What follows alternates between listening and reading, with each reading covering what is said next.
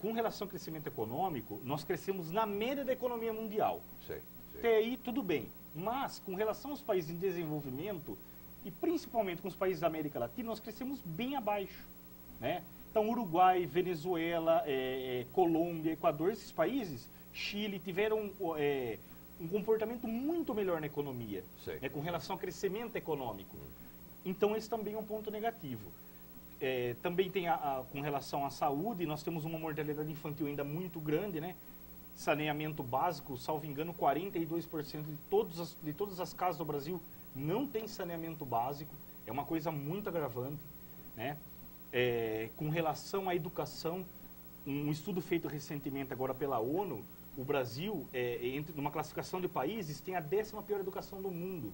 Quer dizer, uma educação muito ruim, mas muito ruim, né? Com relação à concentração de renda, né, que é o que concentração de renda? É dinheiro no bolso da população, né? A concentração de renda no Brasil aqui é muito elevada. Quer dizer, muitas pessoas têm pouco dinheiro e poucas pessoas têm muito dinheiro, né? Essa concentração de renda ainda não houve uma mudança significativa, embora tenha crescido. E essas pessoas que têm muito dinheiro e só investem, eles não geram empregos? Não, então, isso é triste, não é? É ruim, claro. É ruim. Eu sou, por exemplo, eu sou um economista pró-indústria. Sim. Eu sou a favor totalmente de uma política para a indústria. Certo. Né? Por quê? Porque a indústria, eu acredito que é o motor de desenvolvimento econômico de um país. Se você não tiver um parque industrial forte, sustentável e que ele gere tecnologia, né? Ele não busque tecnologia, ele consiga produzir tecnologia. E aí entra a agroindústria também? Sim, até entra a agroindústria. Sim, entraria sim. Entraria, sem dúvida. Só para terminar, e a concentração de renda aqui é muito alta. Por exemplo, com relação aos países da América Latina, o Brasil só não concentra mais renda do que o Haiti e a Bolívia. Quer dizer, é horrível, né? O Haiti teve uma catástrofe natural aí, né? Humano. E também tem problemas políticos gravíssimos. A Bolívia talvez seja o país da América Latina que tem o menor desenvolvimento capitalista, é um país extremamente subdesenvolvido, né? E o Brasil só consegue ganhar desses dois, do resto nós perdemos. Quer dizer, para quem o Brasil hoje está entre as 10 economias do mundo, né? Em termos de PIB, em termos de número, em termos de valor. Sim. Só que quando a gente olha com uma lupa, nós vemos que os problemas aqui dentro são gravíssimos. Gravíssimos. E isso que eu venho chamando a atenção, né? Que eu gosto de chamar a atenção. Por exemplo, para cada R$100 do orçamento público que nós temos de dinheiro que o Brasil arrecada, nós gastamos aproximadamente R$4 com educação, perdoe-me, R$3 com educação, R$4 com saúde, né? E R$34 com juros da dívida pública. Né? E esse é um aspecto que é discutido, principalmente aqueles que são pró-indústria como eu, discutem muito esses juros elevados. Os juros é o país que tem a maior taxa de juros do mundo. Certo. Um país não consegue se desenvolver com essa taxa de juros, é impossível. Isso trava qualquer tipo de investimento produtivo. E dentro desse propósito, juros de cartão de crédito cheque? Nossa, são os maiores do mundo. dizer, Chega até 200% ao ano. Digamos que o seu José tem seu microcosmo. A economia dele está baseada no cheque especial, no cartão de crédito para quebrar os galhos, o salário é pouco, a escola do filho é um absurdo e o professor ganha pouquíssimo. Sem dúvida. Toda essa problemática do cotidiano. Ele entra e não sai mais. Nunca mais. Ele não sai se ele não tiver um bom planejamento financeiro. Aí que entra o planejamento. O planejamento quase ninguém tem.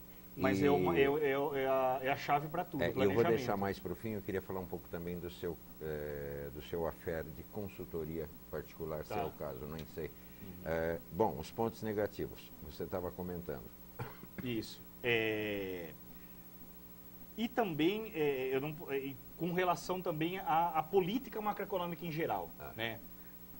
Hoje o nosso câmbio está completamente deteriorado, nós temos um problema muito sério com a valorização cambial. Isso tem prejudicado nossas exportações e, mais uma vez, prejudica o setor industrial. E o dólar é muito baixo. O dólar é muito baixo. Isso não incentiva a indústria a exportar, né? Se não incentiva a indústria a exportar, ela não gera emprego. Não gerando emprego, não gera renda. Exato. E aquele número de pessoas nos aeroportos para fazer compra de enxoval em Miami, não sei o que, não sei o que lá, os sacoleiros de luxo, coisa assim. Isso é um pouco chato, né? É chato. É chato porque quando qualquer pessoa compra uma coisa importada, você está empregando muito mais lá fora do que aqui dentro, porque ela é produzida lá no exterior, depois ela vem para cá. Eu não estou fazendo nenhuma apologia. Não é preconceito, é uma realidade. É uma né? realidade, exatamente isso. Por exemplo, para você ter ideia de uma coisa que eu acho um absurdo enorme, já na vigência do Plano Real, no início do Plano Real, nós tínhamos o regime de câmbio fixo. Sim. Então, até 85 centavos de real você comprava $1. Sim. Nós chegamos a importar alface da França. Isso é um absurdo enorme, porque o Brasil é um dos grandes agricultores mundiais, né? E principalmente na agricultura familiar.